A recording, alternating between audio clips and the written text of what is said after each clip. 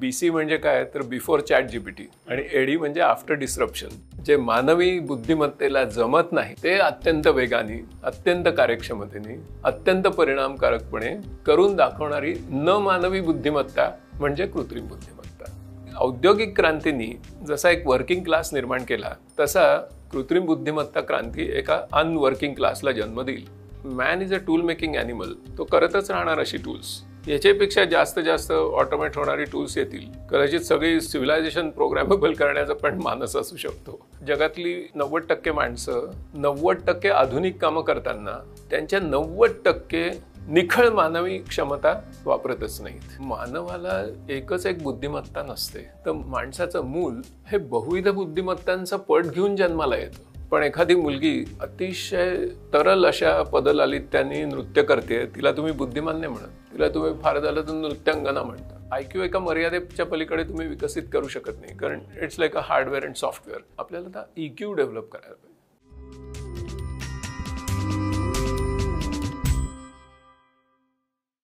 नमस्कार, मी विनायक पाचलक आणि थिंक बँकच्या थिंक AI या विशेष सिरीजमध्ये तुम्हा सगळ्यांचं पुन्हा एकदा मनापासून स्वागत. AI हा विषय बघता बघता सर्वव्यापी झाला आणि त्याच्या वेगवेगळ्या अंगांविषयी आपण दिग्गजांशी चर्चा करतोय.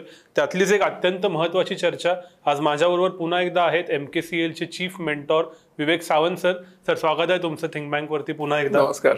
गेली कित्येक दशकं तंत्रज्ञान आणि शिक्षण या दोन्ही क्षेत्रात सरांनी केलेलं काम तुम्ही पाहिलेलं आहे. त्यांची एक मुलाखत आपण साधारण 2 वर्षापूर्वी घेतली होती. त्याचा रेफरन्स मी कार्डमध्ये देतोय. ती अत्यंत मूलभूत चर्चा होती. तीही तुम्ही नक्की बघू शकता. पण आज मात्र तंत्रज्ञान, AI, त्याचा होणारा परिणाम, विशेषतः शिक्षणावरचा परिणाम, या सगळ्याविषयी आपण चर्चा करणार आहोत.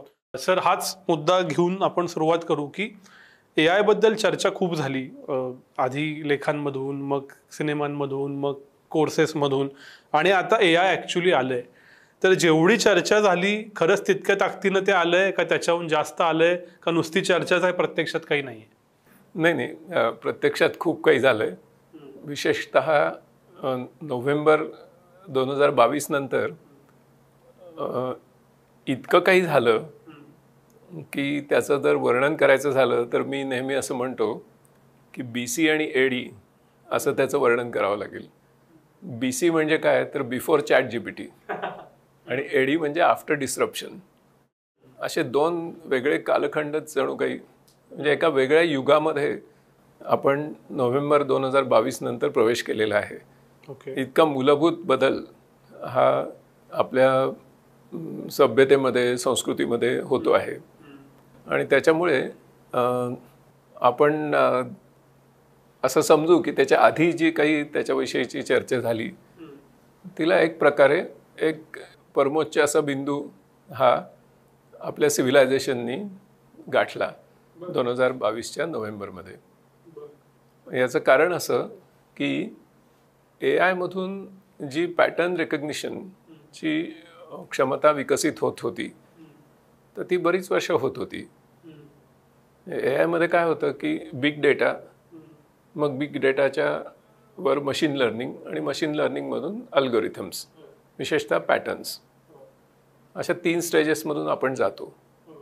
तर जगातले जे काही साहित्य आहे ते लक्षावधी पुस्तकांमध्ये आणि इतर ठिकाणी जो आशय आहे, विशेषतः भाषिक आशय, याचा जो बिग डेटा किंवा कॉर्पस तयार झाला, ह्याच्यातून जे मशीन लर्निंग झालं, म्हणजे लहान मुलं जसं भाषा शिकतात तर ती काही व्याकरणाच्या नियमांनी शिकत नाहीत. AI मध्ये पूर्वी तो समज होता की त्याला आपण रूल्स शिकवूया आणि रूल्स शिकवले की तो मग आपल्यासारखं बोलू लागेल. तर रूल बेस्ड पॅराडाईमकडून आपण गेलो सध्याच्या मशीन लर्निंगकडे. त्याच्यामुळे लहान मुलांना आई जसं आता मी तुला व्याकरणाचा पहिला धडा शिकवते, दुसरा धडा शिकवते असं करत नाही. तर मुलांच्या अवतीभोवती जी भाषा असते त्याच्यातून मुलं तो पॅटर्न रेकग्नाइज करत राहतात. आणि म्हणून आपल्या मेंदूमध्ये भाषेसंबंधीची 2 केंद्र आहेत. भाषिक बुद्धिमत्तेची 2 केंद्र आहेत. एक ब्रोका आणि दुसरं व्हर्निक. एक भाषा आकलनाचं केंद्र आणि एक दुसरं भाषा व्यक्त करण्याचं केंद्र. भाषा आकलनाचं केंद्र परिपक्व होईपर्यंत भाषा व्यक्त करण्याचं केंद्र सुरू होत नाही काम करायला. त्याच्यामुळे मुलं सुरुवातीला एकदम बोलत नाहीत, ऐकून घेतात, मग हळूहळू बोबडं बोलतात आणि मग बोलायला सुरुवात करतात. एक्झॅक्टली तसंच काहीतरी AI मध्ये झालं. तो ज्यावेळेला भाषा आकलन करत होता, लक्षावधी पुस्तकं चावून खात होता, आणि मग असं झालं की त्याचा एक युटेक्टिक पॉईंट जसं आपण फिजिक्स म्हणू तसा एक आला, एक म्हणजे quantity results into quality, असं एक संख्यात्मक बदलाचं गुणात्मक बदलामध्ये रूपांतर झालं. आणि मग त्यावेळेला आपल्याला एकदम धक्का बसला, कारण एका शब्दानंतर पुढचा शब्द काय योजला पाहिजे याचा पॅटर्न त्याला लहान मुलांना जसा सापडतो आणि ती जशी व्याकरणदृष्ट्या आणि आशयदृष्ट्या व्यवस्थित बोलू लागतात तसं थोडंसं याच्यामध्ये झालं. आणि त्याच्यामुळे आपल्याला फार धक्का बसला की तो निबंध लिहू लागला नाही का, तो आपली स्क्रिप्ट लिहू लागला, ईमेलला उत्तरं देऊ लागला अँड सो ऑन. म्हणजे त्याचं आता त्याच्या खोलात जाण्याचं गरज नाही, कारण सगळेजण आपण आता रोजच्या जीवनात वापरतोय. म्हणजे साधारणपणे आता जगामध्ये 90 लक्ष ॲप्स आहेत मोबाईलमध्ये, तर त्याच्यातली जवळजवळ 10 लाख ॲप्स ही आता या जनरेटिव्ह निर्मितीक्षम अशा AIने आता पॉवर झाली आहेत. आता उरलेली 8 लाख शिल्लक आहेत, ती होतीलच, तोपर्यंत ॲप्सची संख्या वाढत जाईल. सो खूप मोठा बदल माझ्या दृष्टीने झाला. तुम्ही लहान मुलाचा उल्लेख केलात म्हणून मानवी मन हे उत्क्रांत होत आलं, कित्येक हजार वर्ष अनुभव घेत एका पिढीतनं दुसऱ्या पिढीत जात, त्याचा जीन्सवरती परिणाम होत, मागदी आपली शेपूट जाण्यापासून ते आपण ताट उभे राहण्यापर्यंत. तर हे जे हजारो वर्षाच्या उत्क्रांतीतनं मानवाला जे मेंदू आणि मन हे जे मिळालेलं आहे, ही उत्क्रांती AI टेक्नॉलॉजी ग्रॅब करू शकेल का, किंवा त्याच्या तोडीस तोड एवढ्या कमी वेळात काम करू शकेल का? नाही, त्याच्याबद्दल थोडंसं मूलभूत आपण समजून घेऊया की 1960च्या दशकामध्ये, विशेषतः 60 आणि 70च्या दशकांमध्ये तुम्ही म्हणताय त्याच दृष्टीने AI मध्ये विचार झाला. म्हणजे त्यावेळेला असं साधारणपणे समोर होतं की आपण मानवी बुद्धिमत्ता जी करू शकते अशी साधीसुधीच नाही, तर अत्यंत व्यामिश्र गुंतागुंतीची अशी सर्जनशील कामं. म्हणजे उदाहरणार्थ आपण जसे दोघं जण बोलतोय तशा प्रकारे अर्थपूर्ण संभाषणं करणं, आशय घन अशा कविता निर्माण करणं, किंवा सर्वात व्यामिश्र करतात ते माणसं करतात ते काम म्हणजे चित्रपटांचं दिग्दर्शन करणं. अशा प्रकारच्या गोष्टी करणारी कृत्रिम बुद्धिमत्ता आम्ही लवकरच निर्माण करू, अशा प्रकारचा एक प्रवाह संशोधनामध्ये निर्माण झाला. उत्क्रांतीचा जो प्रवाह तुम्ही मांडलात तो लक्षावधी वर्षांचा आहे. इथे मर्विन मिन्स्किननी 1965च्या आसपास असं विधान केलं की कम्प्युटर्सची क्षमता आम्ही एवढी वाढवू की 10 वर्षानंतर ते तुम्हाला म्हणजे माणसांना पाळीव प्राणी म्हणून सुद्धा ठेवणार नाहीत, इथपर्यंत विधान केलं गेलं. इतकंच नव्हे तर त्यांनी असंही एक विधान केलं होतं जे मला आता आठवतंय. ते असं होतं की आम्ही छोटे छोटे मनविरहित असे सुट्टे भाग एकत्र करून त्याच्यातून मन तयार करू. तुम्ही मेंदू आणि मन असे 2 शब्द वापरले, आम्ही मन तयार करू.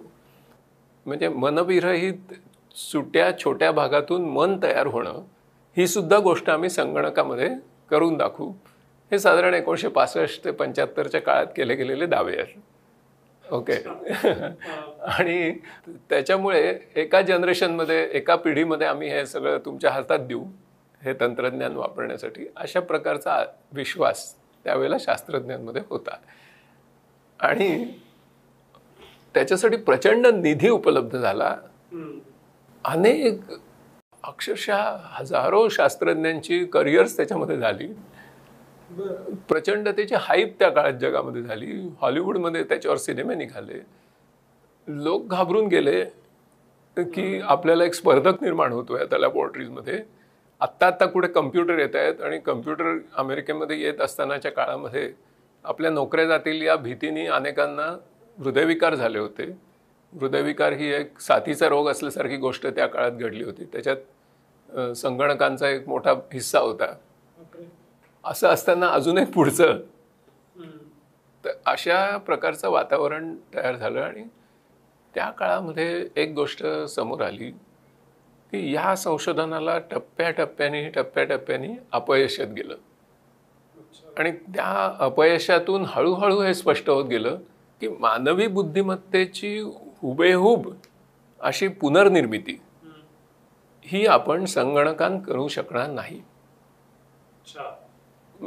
20व्या शतकाला माणसांना कारखाना सदृश अशा यंत्रणांमध्ये यंत्रवत बनवण्यामध्ये यश आलं होतं आणि पण माणसांच्या क्षमता यंत्रांना देण्यात त्यांना अपयश आलं. म्हणजे 21वं शतक ही गोड बातमी घेऊन आलं आपल्यासाठी आणि ह्या दिलासाजनक अशी सुरुवात 21वं शतक यांनी सुरुवात झाली. त्याच्यामुळे मग रिसर्च फंडिंगचं काय झालं तर रिसर्च फंडिंगनी एक अतिशय तत्परतेने आपली दिशा बदललेली आपल्याला दिसते आणि ती अशी आहे अशा अपयशांमध्ये फंडिंग करण्यापेक्षा आता माणसांना जे नक्की जमत नाही पण जे उपयुक्त आहे ज्याचं मॉनिटायझेशन होऊ शकेल अशा गोष्टींमध्ये आता इन्व्हेस्टमेंट करा. आणि म्हणून कृत्रिम बुद्धिमत्ता या शब्दाचा अर्थ पूर्णपणे बदलून गेला. कृत्रिम बुद्धिमत्ता याचा 20व्या शतकातला अर्थ होता की मानवी बुद्धिमत्तेची बरोबरी करणारी मानवी बुद्धिमत्तेची हुबेहूब पुनर्निर्मिती करणारी बुद्धिमत्ता म्हणजे कृत्रिम बुद्धिमत्ता. 21व्या शतकाने नवीन अर्थ प्राप्त केला आणि तो म्हणजे जे मानवी बुद्धिमत्तेला जमत नाही ते अत्यंत वेगाने अत्यंत कार्यक्षमतेने अत्यंत परिणामकारकपणे करून दाखवणारी न मानवी बुद्धिमत्ता म्हणजे कृत्रिम बुद्धिमत्ता. खरं त्याचं जे नामकरण आहे ते आपण न मानवी बुद्धिमत्ता असं केलं पाहिजे कारण कृत्रिममध्ये पुन्हा तो सेन्स येतो की त्याची बरोबरी त्याची पुनर्निर्मिती तर तो सेन्स आता राहिलेला नाही आहे.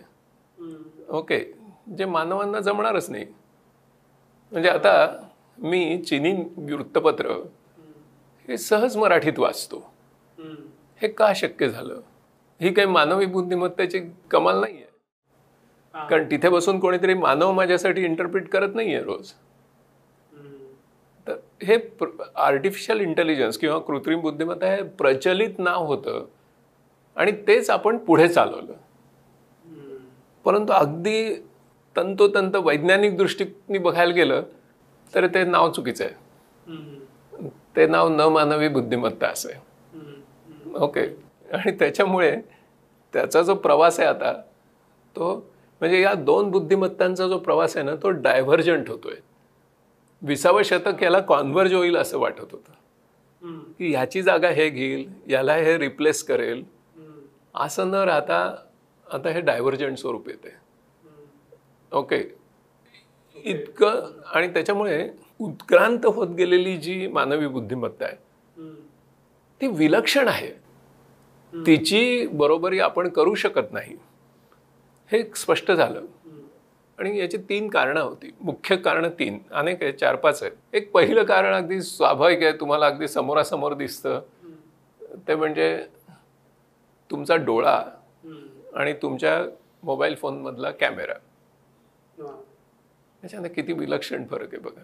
नुसतं एक डायनॅमिक रेंज ही एकच प्रॉपर्टी जरी आपण घेतली तरी तुम्हाला लक्षात येतं की म्हणजे मानवाला उत्क्रांतीमधून प्राप्त झालेली जी ज्ञानेंद्रिय आहेत त्या ज्ञानेंद्रियांच्या जवळपास जाणारे सेन्सर सुद्धा आम्हाला अजून तयार करता आलेले नाहीत. फर्स्ट थिंग मानवाला उत्क्रांतीमधून मिळालेली जी कर्मेंद्रिय आहेत ओके आपले हात पाय अशा कर्मेंद्रियांच्या जवळपास जाणारं पण रोबोटिक्स अजून आम्ही केलेलं नाही. ते अजून खूपच बाल्यावस्थेत आहे. तिसरी महत्त्वाची गोष्ट म्हणजे की जी कम्प्यूट पॉवर आपल्याला लागते म्हणजे ब्रेनचं रिप्लिकेशन जर तुम्हाला करायचं झालं, जे जे मानवी बुद्धिमत्ता करू शकते त्याच्याशी साधर्म्य साधणाऱ्या गोष्टी तुम्हाला करायच्या झाल्या तर जी कम्प्यूट पॉवर लागते तशी त्यावेळी नव्हती आणि ती आजही नाही आहे. आता तर आपण एक्झॅस्केलमध्ये गेलो आहे, पण that compute power is not enough to do all this. पुढची गोष्ट म्हणजे की ज्या पद्धतीने मानवी मेंदू उत्क्रांत होत गेला आणि तो समस्यांची पूर्ती करत गेला, जसं शिकाराच्या वेळी पटकन धनुष्यबाण किंवा आपलं स्वसंरक्षण करणं, ह्या ज्या उत्क्रांतीमध्ये घडलेल्या गोष्टी आहेत, म्हणजे त्याला सर्व्हायव्हल, टिकून राहणं, ह्याच्यासाठी तो मेंदू उत्क्रांत होत गेला. त्याचे जर आपल्या आत्ताच्या भाषेत मी बोलतोय, त्याचे जे प्रोग्रॅमिंग पॅराडाईम्स आहेत तसे पॅराडाईम्स आपल्या फॉर्मल सिस्टीम्समध्ये तेव्हाही नव्हते आणि आजही नाहीत. आणि त्याहीपेक्षा महत्त्वाची गोष्ट ही की आपण मशीन्समध्ये जी बुद्धिमत्ता निर्माण करत आहोत, म्हणजे त्यावेळेचं मी सांगतोय 65, 70, 75च्या काळात आपण जी बुद्धिमत्ता संगणकांमध्ये निर्माण करत आहोत ती मुळी मानवी बुद्धिमत्तेचीच कॉपी आहे असं समजण्याचं जे गृहीतक होतं तेच मुळात बिनबुडाचं होतं. याचं अगदी साधी गोष्ट सांगायची तर म्हणजे आपला सुद्धा भ्रम होतो, आत्ता सुद्धा लोकांचा भ्रम आहेच तो. तर तो भ्रम काय आहे की ते म्हणजेच माझी बुद्धिमत्ता आहे, ती बुद्धिमत्ता म्हणजेच माझी बुद्धिमत्ता आहे. ह्याच्यामध्ये एक गोष्ट लक्षात घेतली पाहिजे की simulation is not duplication. Flight simulator असतं पायलटना शिकवण्यासाठी, flight simulator is not actual aircraft. बसलं की असं वाटतं की हे सगळीच व्हायब्रेशन येत आहेत, आपण उडतोय वगैरे अशा प्रकारचा भास होतो, पण that is simulation, it is not duplication. ते प्रत्यक्ष विमान नाही आहे. त्याच्यामुळे तुम्ही जी तयार करत होतात बुद्धिमत्ता ही सिम्युलेशन होतं, ते मॉडेल होतं, ते प्रारूप होतं, ती नक्कल होती, ती पुनर्निर्मिती नव्हती. हा जो भ्रम टिकून राहिला आणि त्याच्यामुळे जनसामान्यांमध्ये हाच प्रवाद निर्माण झाला की अरे आपल्याला जे येतं तेच तिथे तयार होतं, आणि मग त्याच्यामुळे निर्माण होणारी घबराट, त्याच्यामुळे निर्माण होणारे सगळे परिणाम हे आपण जाणतो. पण ही जी स्पष्टता आपल्याला यायला पाहिजे होती ही वैज्ञानिकांच्या जगामध्ये मात्र 21वे शतक सुरू होताना स्पष्टपणे आलेली आपल्याला दिसते. आणि त्याच्यानंतर मग लार्ज कॉर्पसेस घ्या म्हणून मग तुमच्या मोबाईलमधला सगळं तुम्ही बोलताय तो डेटा आमचा वगैरे हे जे सुरू झालंय सगळं, म्हणजे मोठमोठे प्रोजेक्ट चालू आहेत आता ह्या बड्या कंपन्यांचे, की तो डेटा घेऊन त्याचा कॉर्पस वापरून मग त्याच्यातून पॅटर्न शोधायचा. आणि त्याच्यातून ChatGPT नावाची गोष्ट तुमच्या समोर आली आणि त्याच्यातून तुम्हाला धक्का बसला.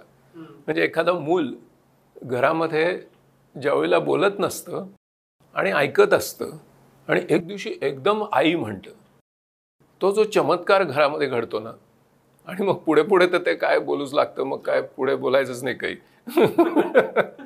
तर थोडा वेळ कॉपी करतं आणि मग स्वतःची रचना करतो. म्हणजे पहिल्यांदा इमिटेशन, मग इम्युलेशन आणि मग इनोव्हेशन ह्या स्टेप्सनी जातं. तसं म्हणजे पहिल्यांदा अनुकरण, मग अनुसरण आणि मग अनुसर्जन आणि मग पूर्णपणे स्वतंत्र सर्जन, अशा गोष्टीमध्ये आपलं आता ChatGPTचा प्रवास सुरू आहे.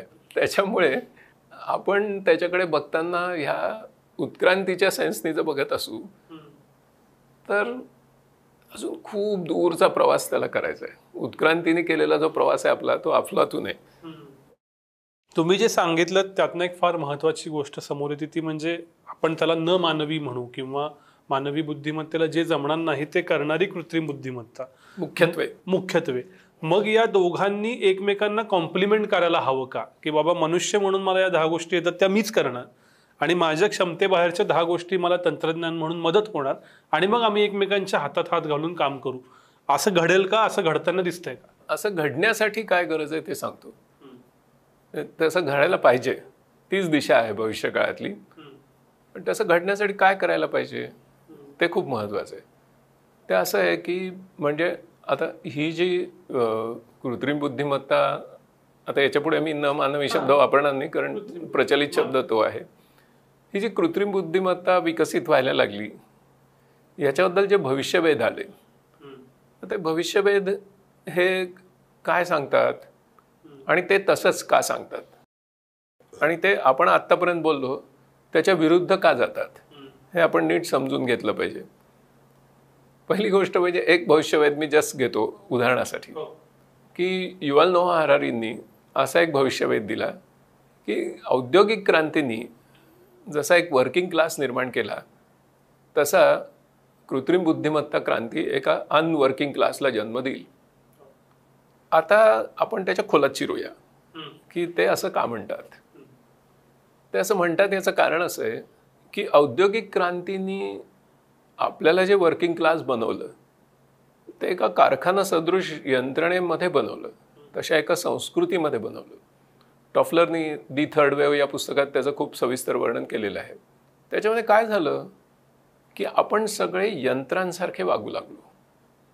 त्याच्यामुळे आज जर आपण स्वतःकडे पाहिलं तर आपण मानव आहोत की यंत्र आहोत अशी शंका यावी इथपर्यंत आपण आपलं क्षुल्लकीकरण केलंय किंवा रिडक्शन घडवून आणलंय. आपण म्हणजे काय तर 90% जगातली 90% माणसं 90% आधुनिक कामं करताना त्यांच्या 90% निखळ मानवी क्षमता वापरतच नाहीत.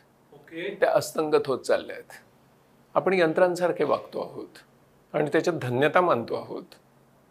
आपण SOP नियंत्रित अशी कामं करण्यामध्ये स्टँडर्ड ऑपरेटिंग प्रोसिजर प्रमाणे मी वागलो की नाही याच्याबद्दल मला ॲप्रेझलमध्ये जास्त मार्क मिळतात. ओके. किंवा आपल्या ज्या IQ टेस्ट आहेत त्याच्यामध्ये मला जास्त मार्क मिळतात कारण मी यंत्रासारखा वागतो. तुम्हाला आश्चर्य वाटेल, 18व्या शतकाच्या आधी चीनमध्ये सरकारी नोकरीमध्ये प्रवेश देण्यासाठी जी परीक्षा व्हायची त्यामध्ये त्या युवकांना त्यांना कविता करता येतात का वगैरे असे प्रश्न असायचे. आणि ज्यावेळेला इंग्रज लोकांनी ती बाजारपेठ कब्जात घेण्यासाठी ज्यावेळी युद्ध केलं त्यावेळी इंग्रज लोक हतबुद्ध झाले की इतके बुद्धिमान लोक तिथे समोर होते चीनमधले की त्यावेळी त्यांच्या लक्षात आलं की अरे बापरे, हे तर फारच बुद्धिमान माणसं आहेत, ह्यांना स्वतंत्र प्रज्ञा आहे, हे स्वतंत्र विचार करतात, हे स्वतंत्र अभिव्यक्ती करतात, हे वेगळेच लोक आहेत. पण औद्योगिक क्रांतीनंतरचं जे जग आहे त्याच्यामध्ये एका कामगार वर्गाची गरज होती. शिस्त, आज्ञापालन, स्वतंत्र विचार न करणं याची कारखान्यामध्ये नफ्यामध्ये वाढ होण्यासाठी अत्यंत गरज होती. आणि त्याचबरोबर पर्शियन वॉर ज्यावेळी झालं त्यावेळेला एक गोष्ट स्पष्ट झाली जगापुढे की कवायती फौजा जर असतील तर विजय मिळवता येतो. शिवाजी महाराजांच्या मावळ्यांना जसं व्यक्तिगत स्वातंत्र्य होतं, गनिमी काव्यामध्ये स्वतःची बुद्धी चालवून, स्वतःची कल्पनाशक्ती, स्वतःची प्रतिभा वापरून काहीतरी स्ट्रॅटेजी करावी लागायची किंवा टॅक्टिक्स. कवायती फौजांमध्ये तसं नव्हतं. तो जो तुमचा कमांडर आहे त्यांनी फॉल इन सांगितलं की फॉल इन, त्यांनी मरा सांगितलं तर मरायला पण पाहिजे, त्यांनी फायर म्हटलं की फायर करायला पाहिजे. ह्या शिस्तीमुळे युद्ध जिंकता येतात. त्याच्यामुळे जगभर कवायती फौजा आणि इकडे कारखाने यांची निर्मिती झालेली आपल्याला दिसते की जिथे वरतून आदेश येणार आहे आणि खाली सगळ्यांनी फक्त तो पाळायचा आहे, त्यात काही विचार करायचा नाही. त्या असेंब्ली लाईनवर तुम्ही उभे आहात, तिथे कसली आली स्वतंत्र प्रतिभा? तिथे तुम्ही स्वतंत्र प्रतिभा चालवली तर प्रोडक्शन होणारच नाही. त्याच्यामुळे ती गरज होती आणि त्याचे फायदेही त्या समाजाला झाले. त्यात बरीच संपत्ती निर्मिती झाली. बर्नार्ड शॉचा अप्रतिम निबंध आहे याच्यावर, म्हणजे त्याचं एक पुस्तक आहे intelligent women's guide to capitalism and socialism. त्याच्यामध्ये how wealth accumulates and men decay असा एक अप्रतिम निबंध आहे. म्हणजे औद्योगिक क्रांतीनंतर संपत्ती कशी गोळा होते परंतु माणसं कशी त्यांचं क्षुल्लकीकरण होत जातं त्याची ती कथा आहे. सांगायचा मुद्दा हा की आपण औद्योगिक क्रांतीमध्ये इतके यंत्रवत झालो की आपल्यात निखळ तद्दन इंट्रिन्सिक अशा ज्या ह्युमन कॅपेबिलिटीज आहेत त्या वापरणं बंद केलं. आणि त्याच्याबद्दल आपल्याला चांगला पगार मिळू लागला, त्याच्याबद्दल आपल्याला रिवॉर्ड्स मिळू लागली, कारण तुम्ही जो आदेश आला त्याचं पालन व्यवस्थित करत आहात. आता त्याचं एक साधं आपल्या परिचयाचं उदाहरण म्हणजे कॉल सेंटर्समधली जी मुलं असतात ती तुमच्याशी ज्यावेळी फोनवर बोलायची तर ती स्क्रिप्टेड बोलतात. ठरवून दिलेल्या पद्धतीने, ठराविक पद्धतीनेच ती तुमच्याशी बोलणार, स्क्रिप्टेड. परिणाम काय झाला? जवळजवळ सगळी कॉल सेंटर्स बंद झाली. जे काही नियमबद्ध आहे, जे काही प्रेडिक्टेबल आहे, ते यंत्र तुमच्यापेक्षा खूप अधिक वेगाने, कमी खर्चात, अधिक गुणवत्तेने, न कंटाळता आणि मला अधिक नफा देईल अशा पद्धतीने करू शकतात. त्याच्यामुळे अनवर्किंग क्लास निर्माण होण्याची जी शक्यता निर्माण झाली ती खरं म्हणजे एआयचे अल्गोरिथम्स फार मॅच्युअर होत आहेत किंवा फार परिपक्व होत आहेत म्हणून नाही आहे, तर आपण मशीनसारखं काम करतोय म्हणून आहेत. हे आपण लक्षात घेतलं पाहिजे. आणि म्हणून आपण दोष एआयला देता कामा नये. Man is a tool making animal. तो करतच राहणार अशी टूल्स. याच्यापेक्षा जास्त ऑटोमेट होणारी टूल्स येतील. कदाचित सगळी सिव्हिलायझेशन प्रोग्रॅमेबल करण्याचा पण मानस असू शकतो.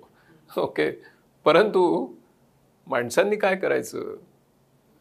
त्या मानवी बुद्धिमत्तेचं स्वरूप आपण नीट समजून घेत नाही. आणि त्याच्यामुळे ज्याच्यामध्ये आत्ता नोकऱ्या मिळू शकतात किंवा यश मिळू शकतं, ते काय आहे? तर तुम्ही यंत्रासारखं वागा, तुम्हाला यश मिळेल. त्याच्यामध्ये सर्वात मोठा जर वाटा कोणाचा असेल तर आपल्या परीक्षा पद्धतींचा आहे. त्या प्रेडिक्टेबल एक्झाम्स आहेत. त्याच्यामध्ये नक्की प्रश्न कुठला येणार आहे माहिती आहे. त्याच्यामुळे अपेक्षित प्रश्नांना अपेक्षित वेळात अपेक्षित उत्तरं दिली असता अनपेक्षितरित्या जास्त गुण मिळतात. हे एक मूल्य म्हणून तयार झालेलं आहे. असं असताना तुम्ही अनवर्किंग क्लास होणं हे जवळजवळ निश्चित आहे. तर हा भाग आपण नीट लक्षात घेतला पाहिजे. पण ज्या मानवी प्रज्ञांचा तुम्ही उल्लेख केलात, आपण असं गृहीत धरू की त्याच्यामध्ये इमॅजिनेशन आहे, क्रिएटिव्हिटी आहे, कम्युनिकेशन आहे, इमोशन आहे, असे 3-4 नजरेपुढे येतात. ह्या सगळ्याबद्दलची वाढ होण्यासाठी किंवा हे फुलण्यासाठीचं एन्व्हायरमेंट माझ्या अवतीभोवती नसेलच गेले 2 दशकं, 3 दशकं, 5 दशकं, तर मग काय करायचं? ते बरोबर आहे ना. म्हणून तर म्हणतो की प्रत्येक वेळी ही गोष्ट घडलेली आहे. ज्यावेळेला एक मोठं डिसरप्शन होतं त्यावेळेला मानवजातीला त्याच्याशी जुळून घ्यायला काही काळ लागतो. जुन्या काळात ज्या गोष्टी खूप उपयुक्त होत्या त्या आता तुमच्या विरुद्ध आहेत. त्या आता नुसत्याच कामाच्या नाही असं नाही तर तोट्याच्या आहेत. हे समजायला काही काळ जावा लागतो. हां, तर तो काळ आता संक्रमणाचा काळ आपल्या समोर आहे. कळलं की नाही? म्हणजे उदाहरणार्थ म्हणजे ChatGPT चांगले निबंध लिहू शकतो. ही गोष्ट आल्यानंतर आता आपण बदलायचं की नाही हा प्रश्न आहे. की मग तेच ते निबंध लिहायला सांगायचे मुलांना का वेगळं काहीतरी करायला सांगायचं, हा प्रश्न आत्ता आपल्या समोर आहे.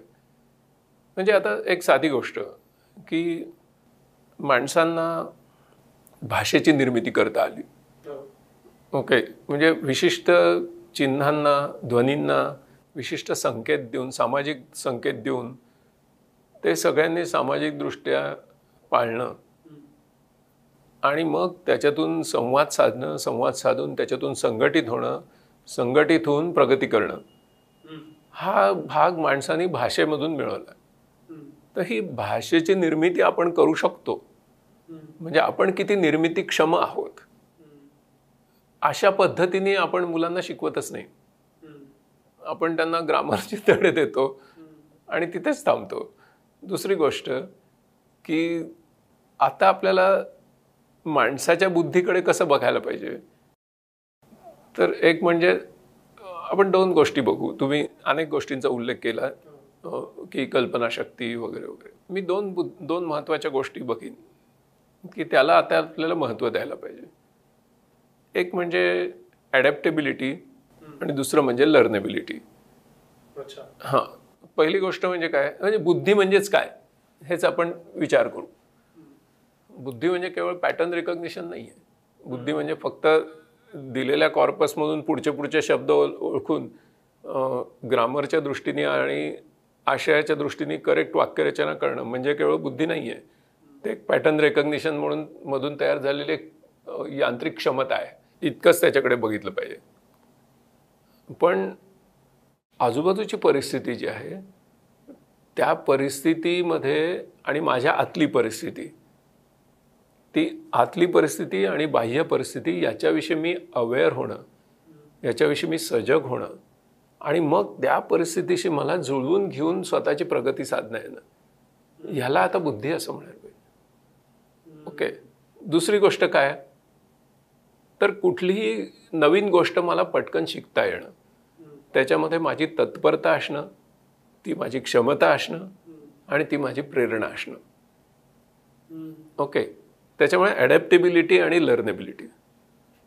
IQ टेस्टमध्ये काय होतं, मी जे आधी शिकलो आहे त्याची ती परीक्षा असते. ती माझ्या बुद्धीची परीक्षा नाही आहे. त्याला जरी तुम्ही बुद्ध्यांक म्हणत असलात तर ती अवैज्ञानिक संकल्पना आहे. ती माझ्या बुद्धीची परीक्षा नाहीच आहे. ती माझ्या स्मरणशक्तीची परीक्षा आहे किंवा मी जी काही त्याची प्रॅक्टिस केली त्याची परीक्षा आहे. मी पूर्वी जे शिकलो आहे त्याच्यावरचे प्रेडिक्टेबल एक्झामचे प्रश्न तुम्ही विचारता आणि त्याला मार्क देता, मग मी खूप बुद्धिमान आहे असं तुम्ही म्हणता. तर हीच मुळी अवैज्ञानिक संकल्पना आहे आणि म्हणून तुम्ही त्याची यांत्रिक बुद्धिमत्तेशी तुलना करायला जाता, कारण तिथे भरपूर मेमरी आहे. तिथे तुम्हाला बीट करू शकेल असा स्पीड आहे, त्याच्यात ॲक्युरसी आहे, काय नाही आहे, तो थकत नाही. तर ही आपली मूलभूत चूक होती आहे. आणि त्याच्यामुळे मला नवीन काय शिकता येतं ही आता माझ्या बुद्धीची खरी कसोटी आहे. ओके. मग याच्यामध्ये काय आहे अजून, मग मी बुद्धिमान आहे कोट अँड कोट, याचा नक्की अर्थ काय आहे तोही आपण समजून घेऊ. म्हणजे कृत्रिम बुद्धिमत्तेच्या संदर्भात तो खूप चांगला अर्थ आहे. 1979 ते 83 या काळामध्ये हार्वर्ड ग्रॅज्युएट स्कूल ऑफ एज्युकेशनमध्ये जगाला हलवून टाकणारा रिसर्च झाला आणि तो केला आपल्या हॉवर्ड गार्डनरनी. गार्डनरला एक मोठी ग्रँट मिळाली होती व्हँडियर बर्नार्ड फाउंडेशनची आणि त्यांनी त्याच्यापुढे एक प्रश्न दिला होता, हे संशोधन कशावर करायचं, कशासाठी आम्ही हे तुम्हाला अनुदान देतोय. तर what is the nature of human potential and how to realize it. माणसाच्या तद्दन क्षमता काय आणि त्या माणसाने कशा विकसित करायच्या, हा मुख्य प्रश्न होता. आता त्यावेळेला योगायोगाने असं झालं की फंक्शनल MRIचा पण शोध लागला आणि जिवंत मेंदूंचा अभ्यास करणं शक्य झालं. तर पूर्वीचे जे अभ्यास आहेत ते मृत मेंदूचे आहेत. जिवंत मेंदूचा अभ्यास करणं शक्य झालं आणि त्याच्यातून जगाला हादरा देऊन टाकेल असं गार्डनरचं पहिलं पुस्तक आलं 83 साली, that is frames of mind. त्याच्यातून आपल्या समोर आलं की मानवाला एकच एक बुद्धिमत्ता नसते, तर माणसाचं मूल हे बहुविध बुद्धिमत्तांचा पट घेऊन जन्माला येतं. उपजत त्याला बहुविध बुद्धिमत्ता प्राप्त झालेल्या असतात, ज्याला गार्डनर मल्टिपल इंटेलिजन्सेस असं म्हणतो. It is not intelligence, multiple intelligences. तर त्याला काय काय सापडलं, तर या निरनिळ्या बुद्धिमत्तांची चक्क मेंदूमध्ये वेगवेगळी केंद्र असतात हे सापडलं.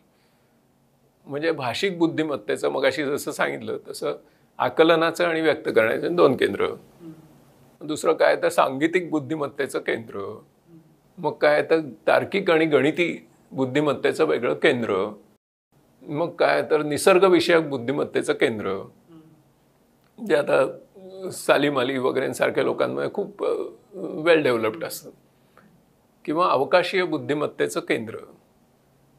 आता ज्यावेळेला अल्बर्ट आइन्स्टाईन यांच्या मेंदूवर जे संशोधन झालं त्याच्यातून त्यांचे ते पेरिटल लोब्सची रुंदी 15% सर्वसामान्य माणसांपेक्षा अधिक असल्याचं समोर आलं.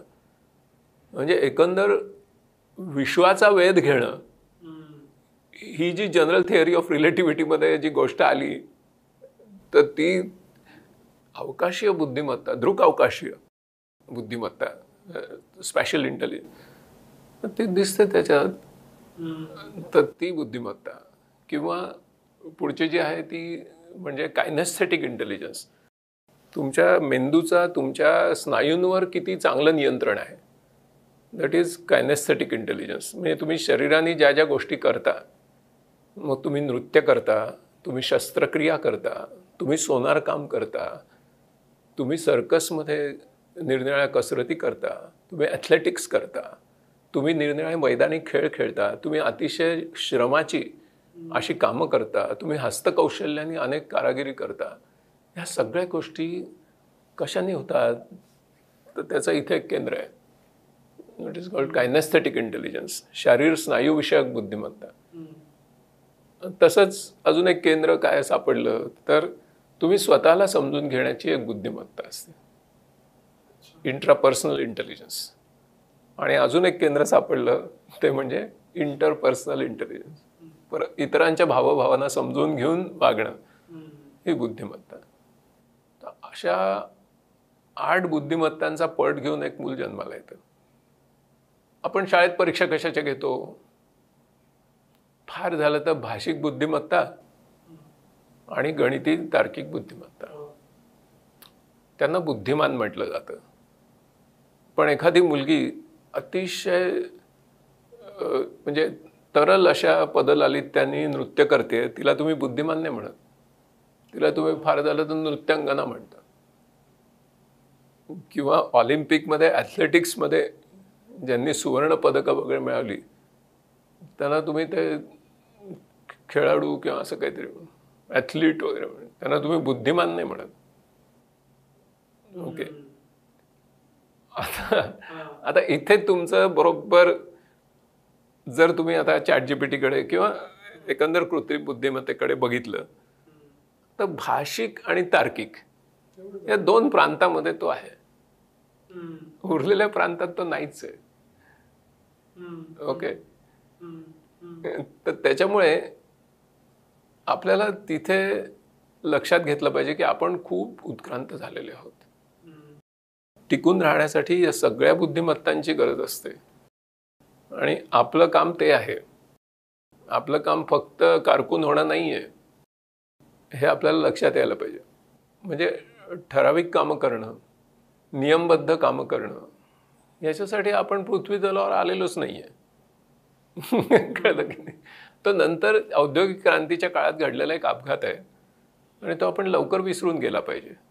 आणि विशेषतः आपल्या शिक्षण व्यवस्थेने तो लवकर विसरला पाहिजे.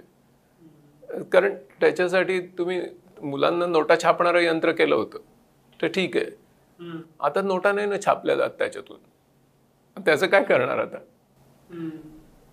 त्याच्यामुळे मानवी बुद्धिमत्तेची ही जी वैशिष्ट्ये आहेत ती आपल्याला नीट समजूनच घ्यावी लागतील, आता मुळापासून समजून घ्यावी लागतील. म्हणजे आपल्या उर्मी आहेत, आपल्या अंतःप्रेरणा आहेत, आपली जी भावनिक ऊर्जा आहे किंवा भावनिक बुद्धिमत्ता आहे ती समजून घ्यावी लागेल. दुसरी गोष्ट म्हणजे की आपण अतिशय वेगळेच असे विचार निर्माण करू शकतो आणि अमर्यादपणे असे विचारांचे व्यूह रचत जाऊ शकतो. ओके, विचारांमध्ये गढून जाण्यामध्ये आपल्याला आनंद मिळतो किंवा आपण कल्पनेचा अमर्याद विकास करत राहू शकतो, मनोरथ बांधत राहू शकतो आणि आपली जी इच्छाशक्ती आहे तिचे अनेक आविष्कार करण्याचं स्वातंत्र्य आपल्याला असतं. माणूस हा मानस असलेला प्राणी म्हणजे माणूस, मन आहे त्याला. तर त्याच्यामुळे ते मन नक्की काय आहे हे समजून घेऊन याच्या पुढचा शिक्षणाचा विकास आपल्याला करावा लागेल. आणि मन नावाचं मन म्हणजे काय एखादं स्ट्रक्चर नाही आहे मेंदूमधलं. जसं तुम्ही पचन संस्थेमध्ये जठर किंवा आतडं असं दाखवू शकता, तसं मज्जा संस्थेमध्ये मन दाखवता नाही येत.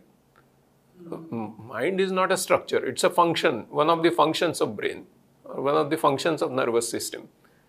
तर त्याच्यामुळे ते मेंदूचं कार्य आहे, एक कार्य आहे, अनेक कार्य आहेत मेंदूची, पण त्यापैकी एक कार्य मन हे आहे.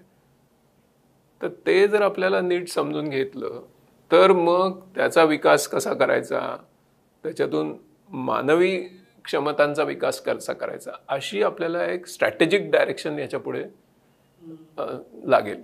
आपण एक यंत्र म्हणून आता विकास नाही करू शकत माणसाचा, ते संपला, वो जमाना बीत गया. पण सर इथं विशेषतः भारताच्या कॉन्टेक्स्टमध्ये हा एक स्केलचा प्रॉब्लेम येतो की हे सगळं मुळापासून बदलायला 140 कोटींच्या देशात त्या 100 कोटीच्या वर्किंग पॉप्युलेशनमध्ये खूप वेळ लागेल ना. म्हणजे हे सगळं तुम्ही सांगता ते तर मान्यच आहे, पण यासाठी आधी शिक्षण पद्धती बदला, मग मुलांच्या पद्धती बदला, परीक्षा पद्धती बदला. It will take many years or probably decades. त्या कालावधीमध्ये ही जी कृत्रिम प्रज्ञा आहे ही अधिक वेगानं पुढे जाईल. पुन्हा असं आहे की इतके वर्ष, जसं आपण म्हणतो की मॅन्युफॅक्चरिंग हे अर्धशिक्षित किंवा कमी शिक्षित लोकांना रोजगार देत राहतं, त्याच्यातच आपण पुरेसं काम न केल्यामुळे नॉलेज इकॉनॉमी आली, मग तिकडची लोकं राहिली, मग केशेप रिकव्हरी झाली, आर्थिक सामाजिक राजकीय परिणामही घडत आहेत. मग या स्केलला आणि त्याच्या सोशो पॉलिटिकल इकॉनॉमिकल कॉन्सिक्वेन्सेसचं काय करायचं? अगदी बरोबर आहे ना. तेच मी मगाशी सांगितलं की त्याच्यासाठी एका मानवी बुद्धिमत्तेचं अचूक आकलन आणि त्याचा याच्या पुढच्या जगामध्ये काय महत्वाचं भूमिका आहे ते समजून घेणाऱ्या राजकीय इच्छाशक्ती असलेल्या नेतृत्वाची आपल्याला गरज आहे. कारण आपल्याला सांधा बदलायचा आहे. आपल्याला तेच पुढे चालून आता यश येणार नाहीये. आईन्स्टाईननी इडिओसिटीची व्याख्याच केली आहे की एखादी समस्या एखाद्या पद्धतीने सुटत नाही असं समजून सुद्धा ती त्याच पद्धतीने सोडवण्याचा प्रयत्न करणं म्हणजे मूर्खपणा. आता तसं नाही ना आपल्याला करता येणार. आणि जर इतर गोष्टींमध्ये आपण अतिशय वेगाने प्रगती करत असू तर या क्षेत्रात का करत नाही? मी तुम्हाला उदाहरण देतो. उदाहरणार्थ आपण आपल्या देशाने, म्हणजे तुम्ही ज्या स्केलवर बोलताय त्या स्केलवर मी बोलतोय. आपल्या देशाने अतिशय थोड्या काळात, म्हणजे गेल्या 20 वर्षांमध्ये एक फॉर्मिडेबल असं डिजिटल पब्लिक इन्फ्रास्ट्रक्चर बनवण्यामध्ये यश मिळवलं. साधी सुधी गोष्ट नाही आहे.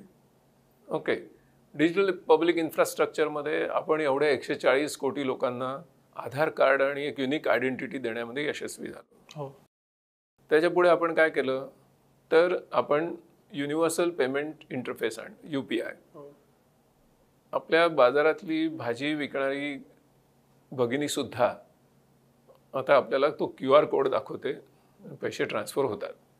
ओके, तुम्हाला कदाचित हे माहीत असेल की जगातले 50 देश आता ह्याचं अनुकरण करत आहेत.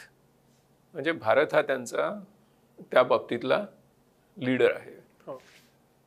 त्याच्या पुढची गोष्ट जी येत्या काही काळात तुम्हाला ऐकायला मिळेल ती असणार आहे ULI. ULI म्हणजे काय तर युनिव्हर्सल लेंडिंग इंटरफेस. म्हणजे micro, small and medium businesses आणि शेतकरी, शेती या सगळ्यामध्ये क्रांतिकारक बदल होतील. म्हणजे फ्रिक्शनलेस कॅपिटल उपलब्ध होणं, फ्रिक्शनलेस क्रेडिट उपलब्ध होणं, ही गोष्ट आत्ता तुम्हाला तुमच्या समोर येत्या 2-3 वर्षात दिसणार आहे. रिझर्व्ह बँक ऑफ इंडियाने त्याची सगळी रेग्युलेशन्स तयार केली आहे. त्याचे 7 राज्यांमध्ये पायलट प्रोजेक्ट झालेत आणि ते यशस्वी झालेत आणि त्याच्यामुळे आता त्याचं सार्वत्रिकीकरण व्हायला फारच थोडा वेळ लागेल. त्याच्यामुळे आता हे कागद द्या, ते कागद द्या आणि मग तुम्हाला कदाचित क्रेडिट मिळेल अशी गोष्ट इतिहास जमा होईल. ओके, म्हणजे जे आपण अकाउंट टू अकाउंट ट्रान्सफर करू शकलो UPI, तर तशी गोष्ट आता क्रेडिटमध्ये घडेल. त्याच्यामुळे आपल्याकडची शेती, आपल्याकडचे छोटे उद्योगधंदे यांना एक नवीन आयाम प्राप्त होईल. त्याचा अधिक चांगला उपयोग कसा करून घ्यायचा वगैरे हे पुढचा भाग आहे. सांगायची गोष्ट अशी की जर राजकीय इच्छाशक्ती असेल तर अशा गोष्टी आपल्या देशात घडू शकत आहेत. मग तुम्हाला शिक्षणामध्ये तशा प्रकारचं करायला अडवलंय कोणी? म्हणजे जर ती एक गरज होती समाजाची, ती भागवण्यासाठी एक राजकीय इच्छाशक्ती उभी राहिली, एक तंत्रवैज्ञानिक इच्छाशक्ती उभी राहिली, एक आर्थिक आणि संस्थात्मक संरचनेचा त्याच्यामध्ये योग्य तो भाग निर्माण करता आला, तसं शिक्षणात करायला काय हरकत आहे? कारण एनिवे ती आपल्या समोरची अपरिहार्यता आहे. आज भारताला पर्याय काय दुसरा तुम्ही मला सांगा. फक्त एकच एक गोष्ट आहे भारताकडे, आणि ती म्हणजे त्याच्या मनुष्यबळाचा विकास करत राहणं. मग मनुष्यबळाचा विकास याचा अर्थ आताच्या काळात म्हणजे एडीमध्ये आफ्टर डिस्रप्शन मनुष्यबळाचा विकास म्हणजे त्याच्या निखळ निसर्गदत्त अशा मानवी बुद्धिमत्तांचा विकास, हा त्याचा स्पष्ट अर्थ आहे. त्याला यंत्र बनणं हा त्याच्या विरुद्ध जाणारा प्रवाह आहे. आता हे करायला नको का? तुम्ही जे समस्येचं गंभीर स्वरूप सांगितलं त्याच्यासाठी मी त्याहीपेक्षा गंभीर असलेल्या क्षेत्रामध्ये आपण काय क्रांतिकारक बदल केले हे सांगण्याचा प्रयत्न केला, आणि ती गोष्ट सोपी नव्हती. त्याच्यामध्ये अनेक प्रेरणांचा उपयोग झाला, अनेक प्रकारची इनोव्हेशन झाली, आणि त्यामुळे ते शक्य झालं. पण समजा आपण असं ठरवलं असतं की आधारची जी क्रांती सुरू झाली होती देशामध्ये ती बंद करायची, असं समजा आपण ठरवलं असतं, तर काय झालं असतं? तर त्याच्यामुळे मी हे म्हणतोय की आता जे नवीन शैक्षणिक धोरण आलेलं आहे त्याच्यामध्ये त्यांनी हे सगळे विचार मांडलेले आहेत. फक्त ते आता प्रत्यक्षात आणण्यासाठी एक राजकीय इच्छाशक्तीची गरज आहे, आणि तरच ते होऊ शकेल. त्याच्यासाठी आपल्याला खूप मोठ्या प्रमाणामध्ये शिक्षकांचं सबलीकरण करावं लागेल. शिक्षकांना तशा प्रकारे आपल्याला आता प्रशिक्षित करावं लागेल की आता आपल्याला म्हणजे शिक्षक म्हणजे मी नुसते शालेय म्हणत नाही, विद्यापीठ पण. कारण विद्यापीठांच्या प्रश्नपत्रिकांमध्ये सुद्धा अजून प्रेडिक्टेबलच प्रश्न असतात. तिथून आपल्याला दूरच न्यावं लागेल. दुसरी गोष्ट म्हणजे आपल्याला ज्या बहुविध बुद्धिमत्ता आहेत त्या प्रत्येक बुद्धिमत्तेमध्ये आता चमकणाऱ्या मुलांना, त्याच्यासाठी या पृथ्वी तलावर आलेल्या मुलांना वेगळं काढावं लागेल. ही महत्त्वाची गोष्ट आहे. आणि त्याचबरोबर दुसरी गोष्ट आहे तर जे आपल्याला डॅनियल गोल्डमननी सांगितलं की IQ तर ठीक आहे, पण IQ एका मर्यादेच्या पलीकडे तुम्ही विकसित करू शकत नाही. कारण it's like a hardware and software. Even if you improve your software on a given hardware you can not improve the performance further. तसं आपल्याला आता EQ डेव्हलप करायला पाहिजे. हे डॅनियल गोल्डमननी गेल्या शतकात सांगितले. आपल्या शिक्षणामध्ये त्याचा समावेश अजून होत नाही. मुख्य प्रवाही झालेला नाही. तो थोडा इकडे तिकडे चालू असतं, मुख्य प्रवाही झालेलं नाही आहे. त्याच्यामुळे माझ्या वागण्यामधली ॲडॅप्टेबिलिटी, मी दरवेळी पुढाकार घेतो की नाही काही करण्यामध्ये, इतरांच्या भावभावना समजून घेतो की नाही, किंवा माझं वर्तन हे इतरांच्या भावना समजून घेऊन केलेलं त्याला प्रतिसाद देणारं वर्तन असतं की नाही, ह्याचा आता माझ्या यशामध्ये फार जास्त वाटा आहे. मला गणितं किती सोडवता येतात याबरोबरीने. त्याच्यामुळे मला आता म्हणजे डॅनियल गोल्डमननी जी क्रांतिकारक कल्पना मांडल्या तर त्याचा मागमूसही आपण अजून घेऊ. कारण त्याच्यामध्ये तद्दन मानवी क्षमतांचा विकास ही गोष्ट आहे. आपण यंत्र नाही आहोत, आपण माणसं आहोत.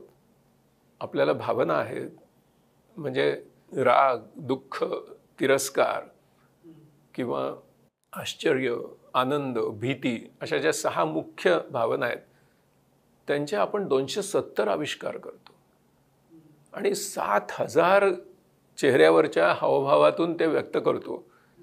त्या व्यक्त करण्याची जशी कुवत आपल्यामध्ये आहे तसंच त्या इतरांनी व्यक्त केल्या असता त्या समजून घेण्याची कुवत आहे, आणि त्याप्रमाणे आपलं वर्तन बदलण्याची पण कुवत आपल्यामध्ये आहे. हे अजून याकडे नाही आहे. ओके, मग हे आम्ही शिकवतो का?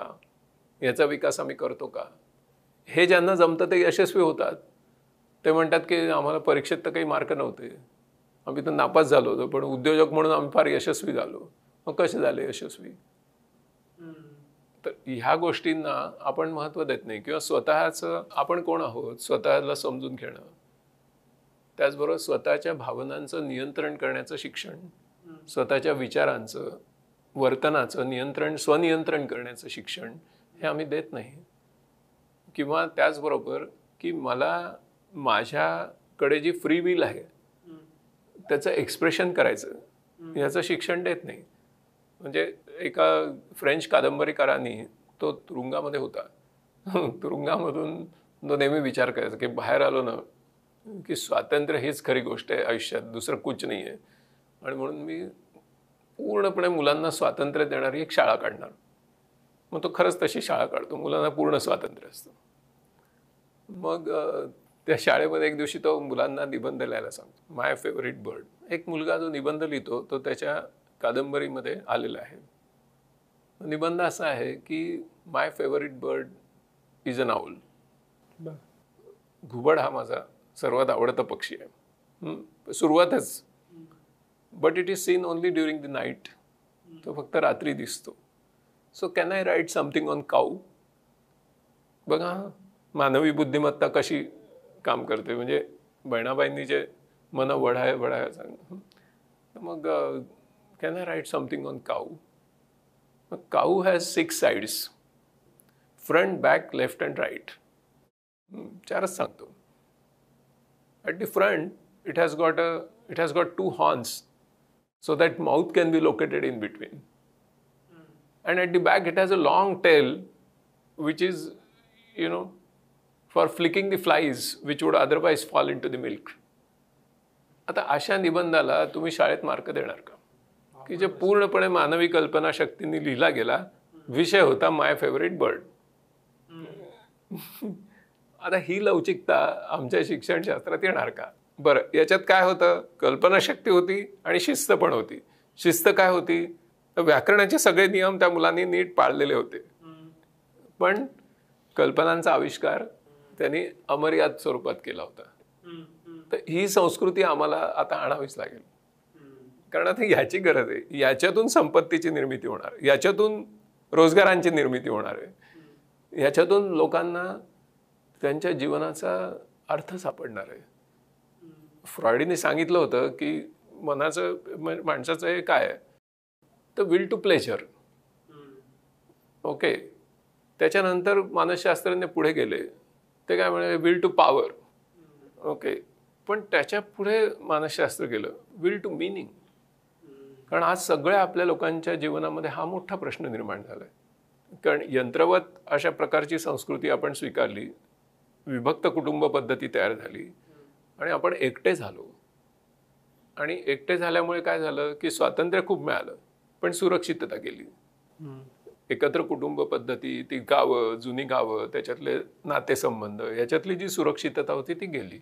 एकटे झालो, मग आपल्याला नैराश्य वगैरे असे सगळे प्रकार जाणवायला. मग आता विल टू मिनिंग म्हणजे माझ्या जीवनातल्या अर्थाचा शोध घ्यायला मला शिक्षण शिकवणार की नाही, माझा अर्थ नक्की कशात आहे. आणि मग ह्याच्यातून एका नव्या इकॉनॉमीला जन्म मिळतोय. मग ती आहे की अशी इकॉनॉमी येऊ शकते की ह्या अनवर्किंग क्लास वगैरेच्या सगळ्या अरिष्टामधून बाहेर पडत असताना की निरनिराळ्या प्रॉडक्ट्स आणि सेवांमध्ये असं लेबल असण्याची शक्यता आहे की मेड बाय ह्युमन्स.